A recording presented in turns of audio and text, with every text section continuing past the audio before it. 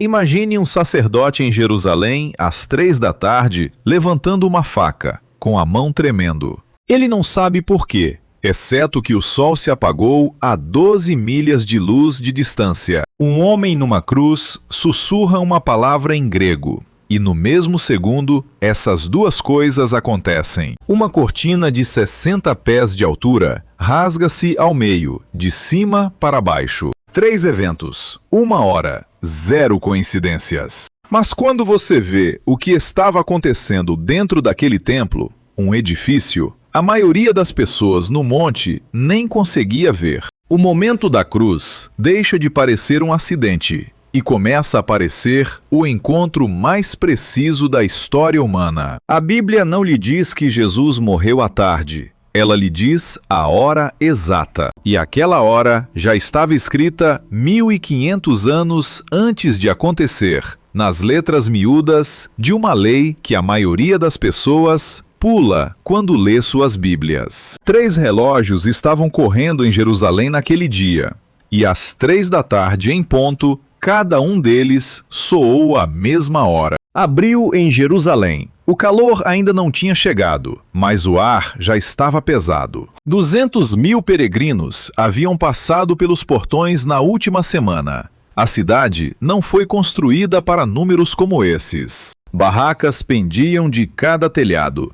As ruas fediam a esterco de animais dos rebanhos de sacrifício. As ruas fediam a fumaça de 100.000 fogueiras para cozinhar, a suor e lã, e folhas de oliveira amassadas, pisoteadas. Em algum lugar perto do monte do templo, um carneiro balia mais ao longe, e uma criança chorava. Era a semana da Páscoa, e a cidade estava prendendo a respiração. Agora pare por um momento e pense em algo que a maioria dos leitores ignora. A Bíblia é obsessivamente precisa com o tempo. Sabemos o dia exato em que o dilúvio começou, o 17º dia do 2º mês. Sabemos a noite exata do Êxodo, o 14 de Nisan, à meia-noite. Sabemos a hora exata em que o Espírito Santo desceu, no Pentecostes, à 3ª hora do dia. Mas quando se trata da crucificação, algo estranho acontece. Os escritores dos evangelhos, Mateus, Marcos, Lucas e João, tornam-se quase obsessivos com o relógio. Marcos 15:25. Era a 3ª hora quando o crucificaram, 9 da manhã. Marcos 15:33. Desde a 6ª hora até a 9ª hora, do meio-dia às 3, houve trevas sobre toda a terra. Marcos 15:34. E à 9ª hora, Jesus exclamou em alta voz, às 3 da tarde. Por que isso importa? Por que 4 autores, escrevendo com décadas de diferença, em cidades diferentes, se fixam neste único detalhe? Porque algo estava acontecendo em Jerusalém naquelas horas exatas. Algo que os escritores dos evangelhos, todos os 4, queriam que você visse. 3 relógios estavam marcando o tempo. Um no monte, um no templo, e um que já vinha marcando desde antes da fundação do mundo. E a única maneira de entender por que Jesus morreu às 3 da tarde é voltar 4 dias atrás. Entrar em uma aldeia fora da cidade, onde um menino segurava o pescoço de um cordeiro. A aldeia é pequena, fora dos muros da cidade. Em algum lugar nas colinas onde começam os olivais, um pai está no curral atrás de sua casa. Seu filho, talvez de 9 ou 10 anos, está ao seu lado. O ar cheira a palha molhada. Os dedos do menino estão enterrados na lã áspera de um cordeiro jovem. O animal respira quente e constante contra a palma da sua mão. O batimento cardíaco do cordeiro sob sua mão é mais rápido que o seu próprio, como se já soubesse. Qual deles, Abba? O pai percorre a fileira lentamente. Este é o 10º dia do mês de Nisan, e o que ele está fazendo agora, todo pai em cada aldeia da Judéia está fazendo na mesma hora. Todos eles. Êxodo 12. O mandamento é mais antigo que o próprio reino.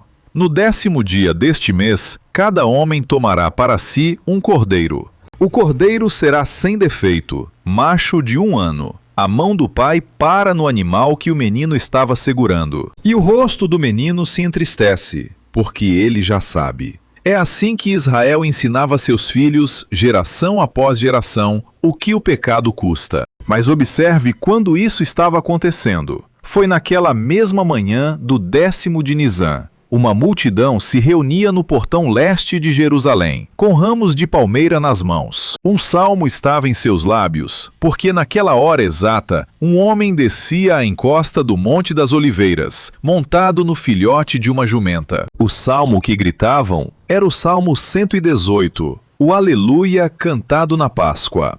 Bendito aquele que vem em nome do Senhor. As multidões não sabiam que dia era. No calendário de Deus, sabiam apenas que era primavera e que era a sua festa. Mas era o dia da seleção do cordeiro. E enquanto milhares de famílias em Israel estavam pegando seus machos sem defeito e os levando pelas ruas em direção à cidade, o verdadeiro cordeiro estava entrando pelo mesmo portão na mesma hora. Você já fez parte de uma história tão maior que você mesmo e nunca soube? Agora leia o que a lei dizia em seguida. Êxodo 12:6. O cordeiro escolhido tinha que ficar na casa por 4 dias, vigiado e examinado todas as manhãs e todas as tardes. O pai passava as mãos pelo seu pelo, verificando feridas, machucados, qualquer defeito oculto que o desqualificasse para o altar. 4 dias de inspeção. E quando Jesus entrou em Jerusalém naquela manhã, ele tinha 4 dias até a Páscoa.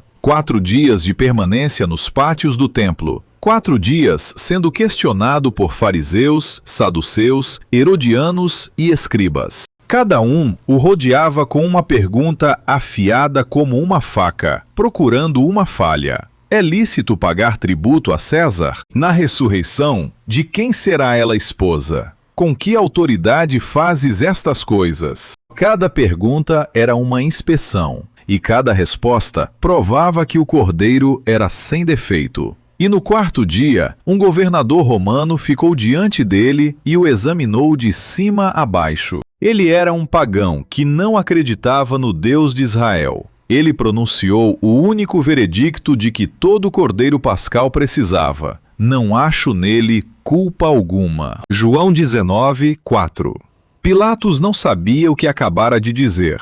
Pensava estar julgando um prisioneiro, mas estava certificando um sacrifício. E de volta àquela aldeia fora de Jerusalém, na 4ª manhã, o menino acordou e estendeu a mão ao lado dele na palha. E o cordeiro tinha ido embora. Seu pai havia saído antes do amanhecer e carregado o cordeiro nos ombros enquanto a criança dormia.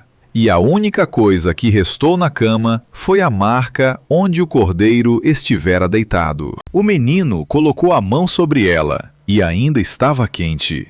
Aba, onde ele está? Seu pai não respondeu. Não podia. 12 anos de paz, 12 anos de filhos, 12 anos de marcas quentes na palha. Assim Israel foi treinado. Um coração partido de cada vez, para entender o custo do que estava prestes a acontecer numa colina fora da cidade. Roma, por volta de 60 depois de Cristo. Um quartinho acima de um pátio, onde alguém está lavando roupa. Um homem chamado Marcos está sentado a uma mesa baixa de madeira. Ele tem uma pena de junco e uma folha cortada de papiro. E ele tem uma memória que está tentando colocar na página antes que se esqueça da forma dela. Ele escreve com cuidado. Era a 3ª hora, 9 da manhã, e o crucificaram. Foi o que Pedro lhe contou. Pedro estivera na cidade, correra por aquelas ruas ao amanhecer e ouviram o martelo. Marcos pousa a pena, e 30 anos depois, numa ilha ao largo da costa do que é hoje a Turquia, um velho chamado João pega numa pena diferente. Ele é o último apóstolo vivo, e todos os outros estão mortos, exilados, sozinhos. Ele está escrevendo o seu próprio relato daquela sexta-feira porque acha que a igreja está esquecendo coisas. Ele esteve lá, ficou ao pé da cruz com a própria mãe de Jesus. Ele escreve que era o dia da preparação da Páscoa, cerca da 6ª hora. E Pilatos disse aos judeus: Eis o vosso rei. Sexta hora é meio-dia. É aí que, se você ler os evangelhos com cuidado, algo muito estranho acontece. Marcos tem Jesus pregado na cruz às 9 da manhã, mas João o tem ainda diante de Pilatos 3 horas depois.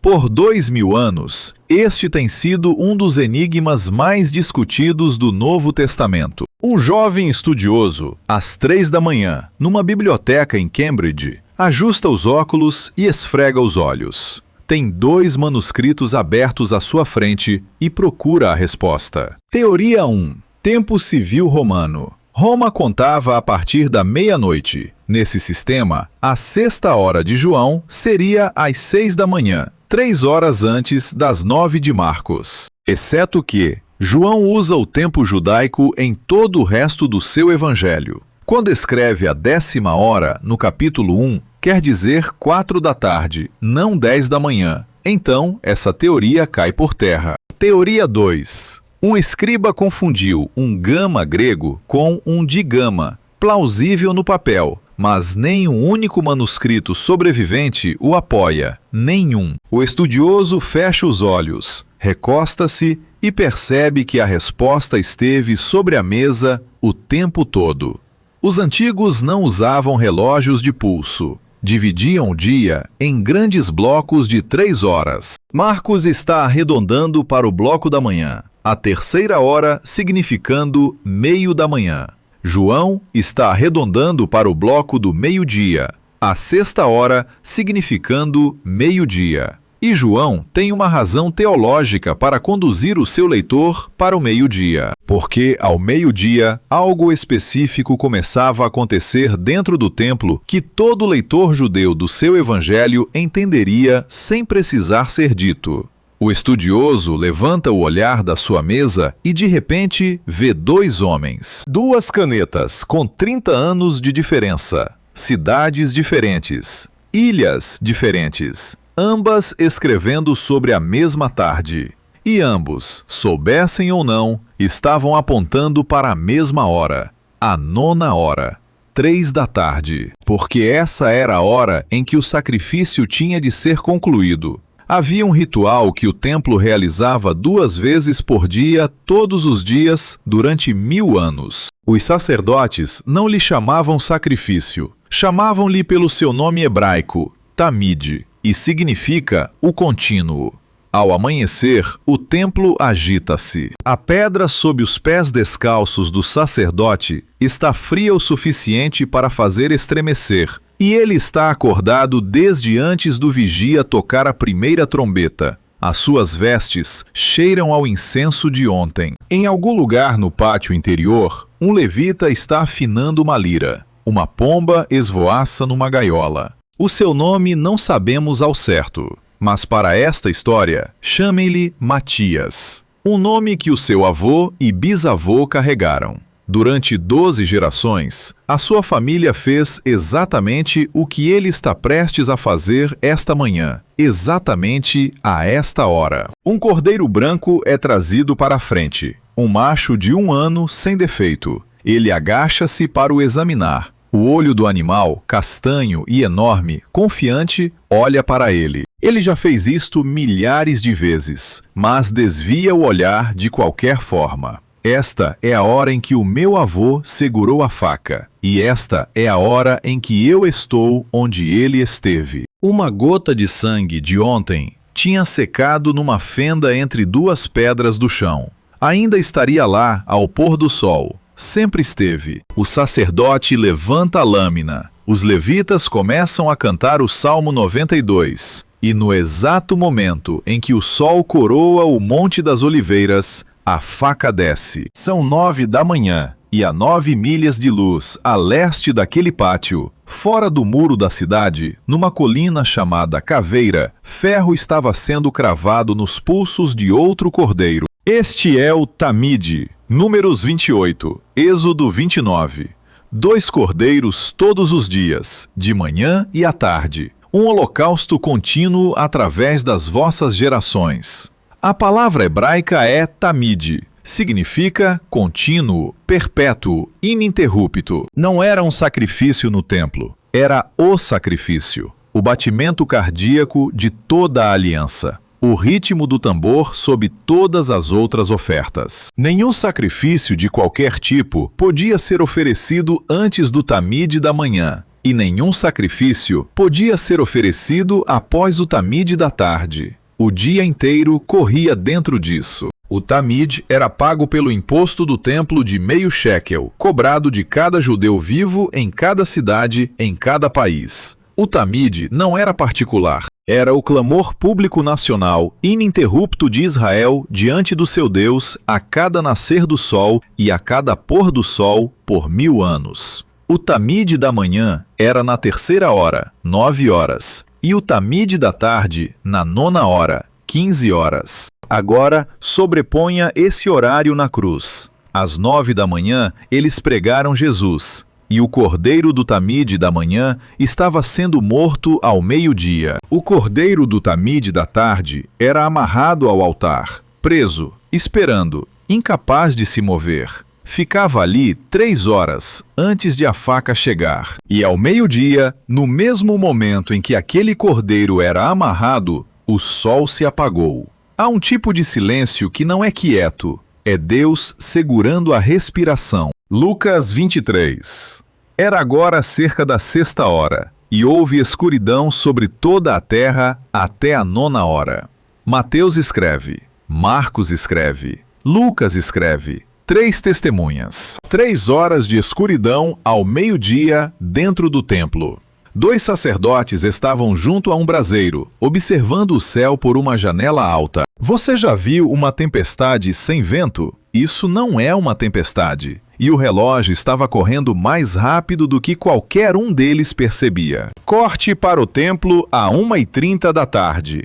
Aqui está algo que a maioria dos cristãos, e francamente, a maioria dos pastores, nunca foi ensinada. Está enterrado na Mishnah, no Tratado Pesachim, capítulo 5, versículo 1.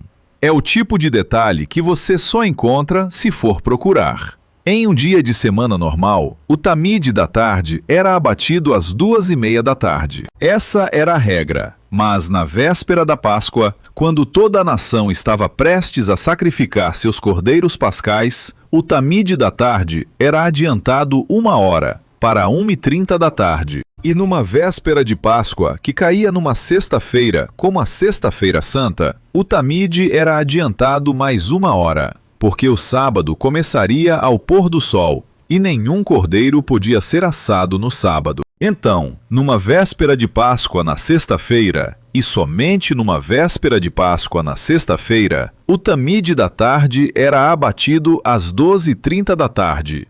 Leia isso de novo. No tipo exato de tarde em que Jesus estava morrendo. E somente nesse tipo de tarde, o sacerdote erguia a faca sobre o cordeiro do tamid. Ao 12h30, bem no meio das 3 horas de escuridão.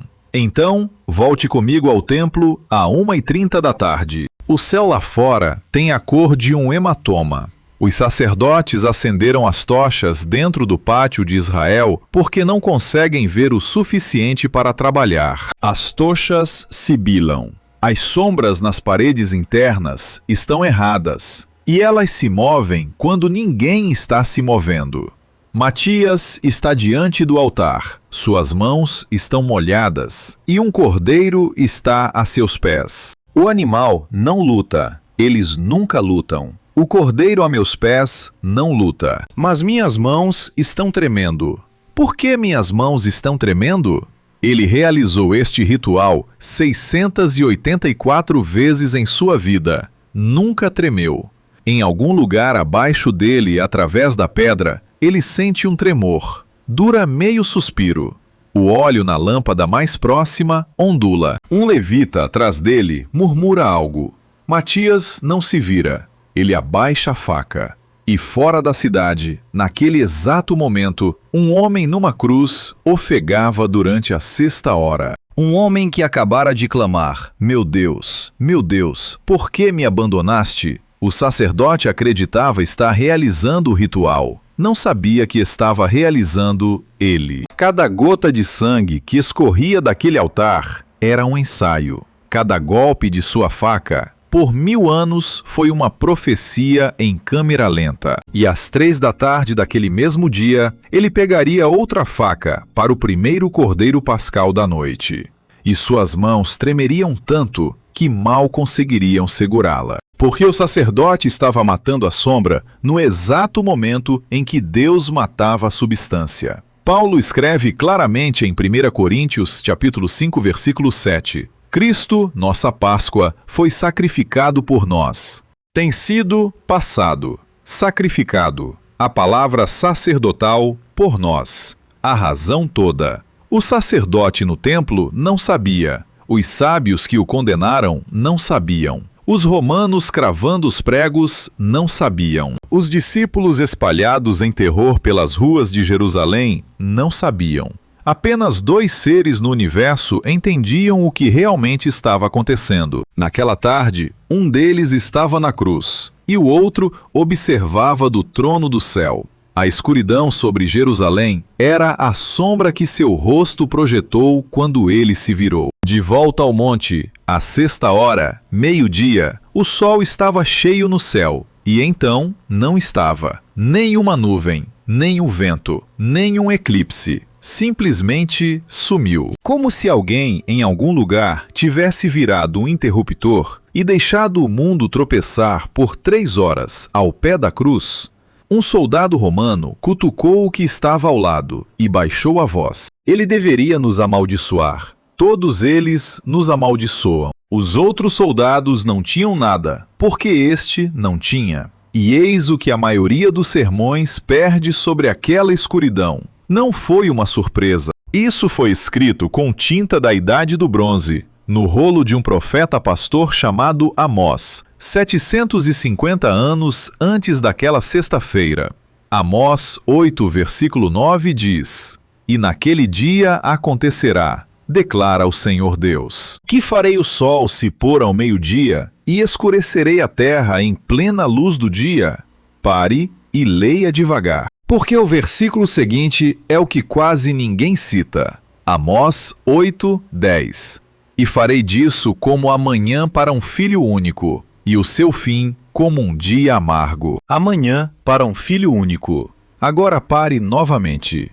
Um profeta, 750 anos antes de Calcutá, de pé num campo no norte de Israel, viu o sol se apagar ao meio-dia, e ele ouviu um pai chorando por seu filho único. Não sabia de quem era o filho, não sabia qual pai, só sabia o que viu e escreveu. E aqui é onde a história se recusa a ficar dentro da Bíblia, por volta de 130 depois de Cristo. Um historiador grego chamado Flegão de Trales, um pagão sem motivo para se importar com cristãos, estava compilando sua história das Olimpíadas. E ele chegou ao 4º ano da 202ª da Olimpíada, que, fazendo as contas, cai exatamente em 32 ou 33 depois de Cristo. Ele escreveu algo que assombrou todo cético que o leu pelos próximos 18 anos. Ele escreveu que houve uma falha do Sol maior do que qualquer outra conhecida anteriormente, e a noite chegou na 6ª hora do dia, de modo que estrelas realmente apareceram no céu. E um grande terremoto ocorreu em Betânia,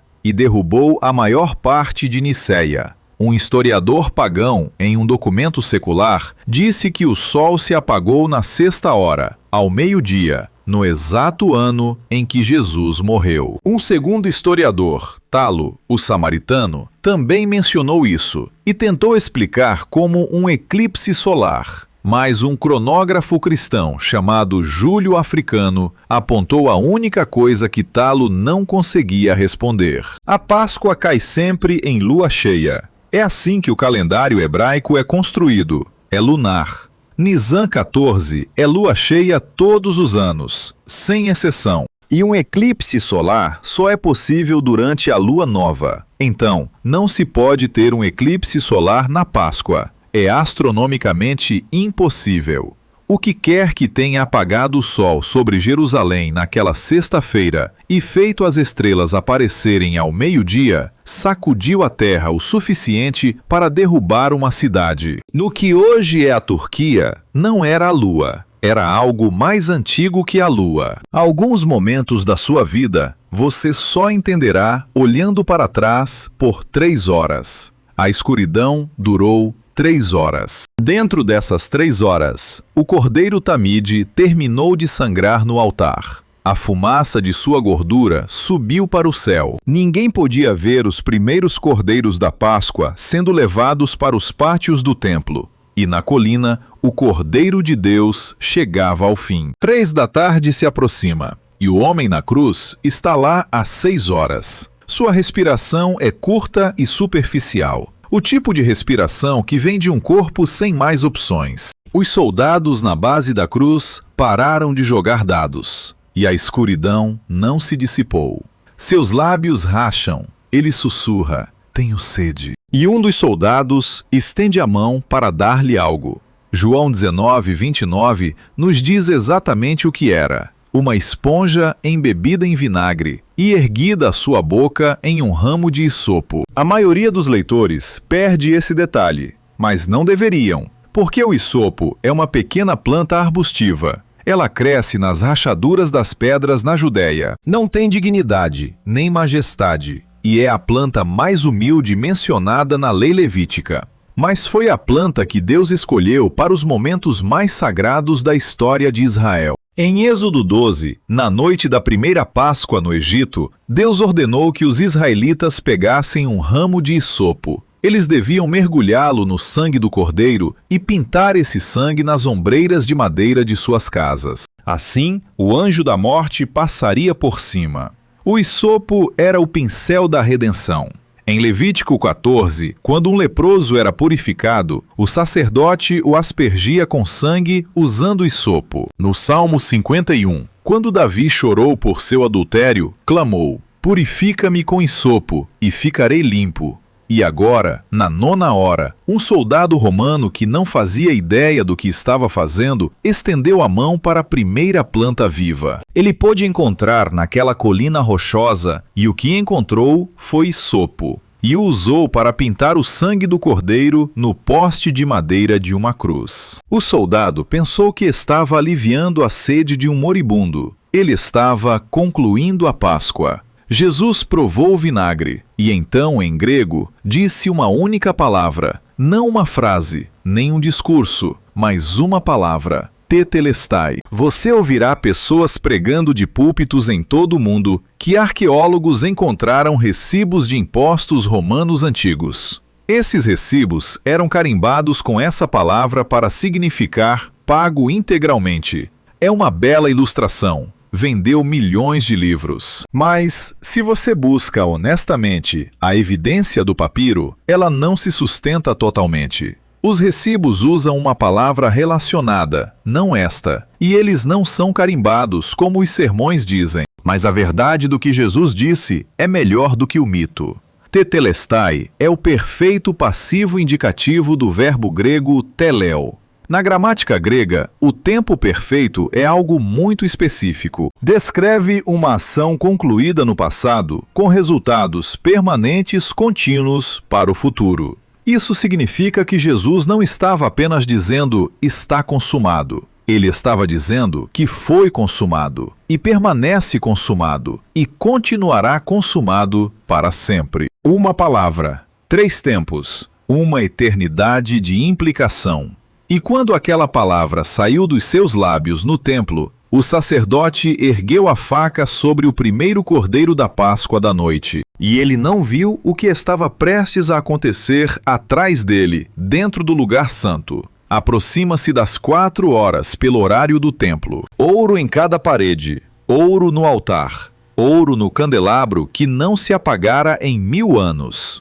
O ar está denso de incenso, pesado, o tipo de cheiro que fica na pele por dias. Matias está sozinho ou quase sozinho. Um levita atrás dele está aparando um pavio. Outro está reabastecendo óleo. O altar do incenso brilha e a menorá queima. 60 pés à sua frente, uma parede de tecido, o véu, azul, púrpura, escarlate. Tecido tão apertado que a tradição judaica dizia que tinha a espessura da palma da mão de um homem. 30 pés de largura, 60 pés de altura, alto o suficiente para que 1.200 anos de homens nunca tivessem conseguido alcançar o topo. E atrás dele, o Santo dos Santos. Um cômodo tão sagrado que em 12 anos de ministério sacerdotal, apenas o sumo sacerdote já havia visto seu interior. E apenas uma vez por ano, em um dia,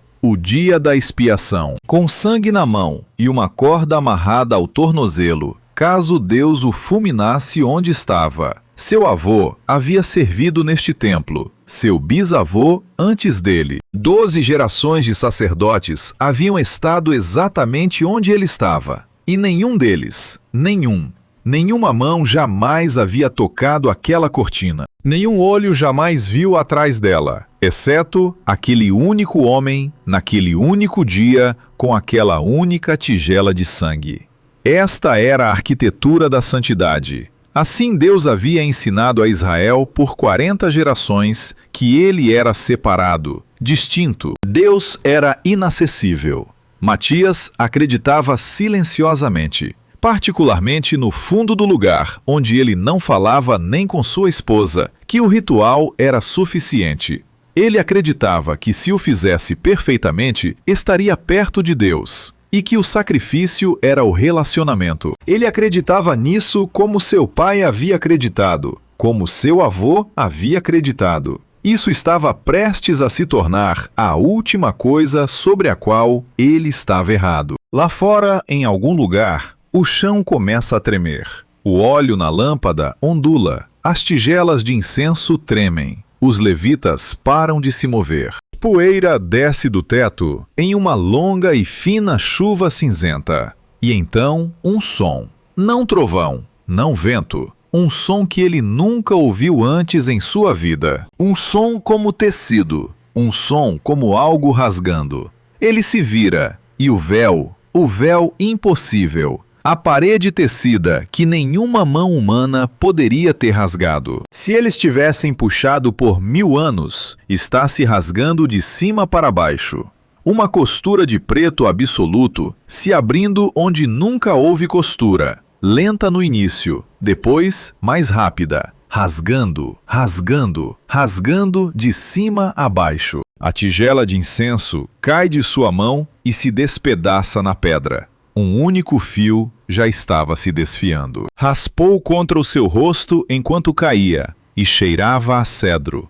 Ele não sabia que o véu era de cedro. Na verdade, ele não sabia de nada, não da maneira que acreditava. Através da cortina rasgada, pela primeira vez na vida de qualquer ser humano, ele viu o que nenhum olho havia visto. A sala vazia, o chão de ouro nu. O espaço onde a Arca da Aliança uma vez esteve, desaparecida desde a Babilônia. O propiciatório estava vazio, os querubins vazios. A presença de Deus havia deixado a sala. Atrás dele, a voz de um levita. O que fizemos? Matias não respondeu. Não pôde. Porque, fora dos muros de Jerusalém, além do portão chamado Formoso e dos Olivais, um homem numa cruz acabara de dizer: Tetelestai. Ele inclinou a cabeça e entregou o espírito.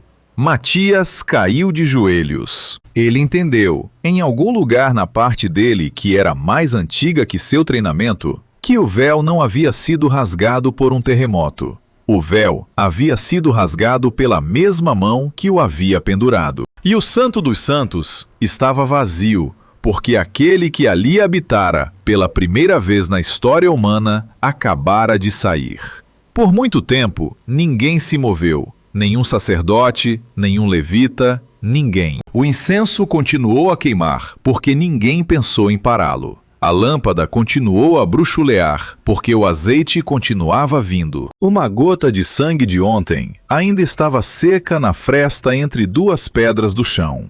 E lá fora, em algum lugar além do portão, Um centurião romano estava ao pé de uma cruz. Ele sussurrava algo para si mesmo, que passaria o resto da vida tentando entender.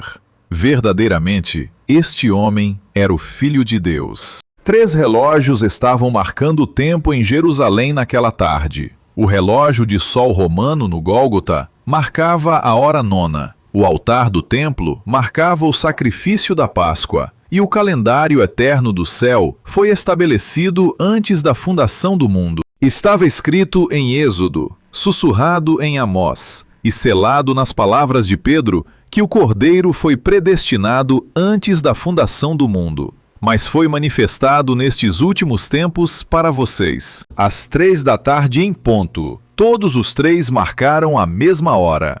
Jesus não morreu às 3 da tarde porque Roma era pontual. Ele morreu às 3 da tarde porque a redenção tinha um compromisso. Cada gota de sangue de cordeiro, por 1500 anos, tinha sido um sinal de entrada para aquele único momento. Em algum lugar de uma aldeia fora de Jerusalém, um menino que uma vez chorara por um cordeiro era agora um homem. Ele ouvira naquela manhã o que acontecera no monte. Ele ainda não entendia, mas entenderia. Seus filhos entenderiam. Os filhos de seus filhos entenderiam. Porque o cordeiro que seu pai escolheu, o escolhera primeiro. Se Deus foi tão preciso com a hora da salvação, quão preciso você acha que Ele é com os momentos da sua vida? O véu está rasgado, o caminho está aberto, o cordeiro foi morto. E a única pergunta que resta, a que você tem que responder sozinho, no silêncio, é se ainda há algo entre vocês. E aquele que marcou a hora, se isso abriu seus olhos para algo que você nunca tinha visto antes. Clique nesse botão de like e me avise. Inscreva-se se quiser mais da arquitetura oculta das Escrituras. Os detalhes sob os detalhes, que mudam como você lê o livro inteiro. E compartilhe isso com alguém que ainda pensa que a cruz foi um acidente da crueldade romana. Uma última pergunta para os comentários, e quero ler suas respostas. Qual relógio mais te surpreendeu? O relógio de sol, o altar ou o que está no céu? Diga-me abaixo. Portanto, irmãos, temos plena confiança para entrar no Santo dos Santos pelo sangue de Jesus, por um caminho novo e vivo, que Ele nos consagrou através do véu, isto é, da sua carne. Hebreus 10, 19 e 20. 3. Ainda assim, de alguma forma, o minuto mais importante da história e o relógio continua correndo.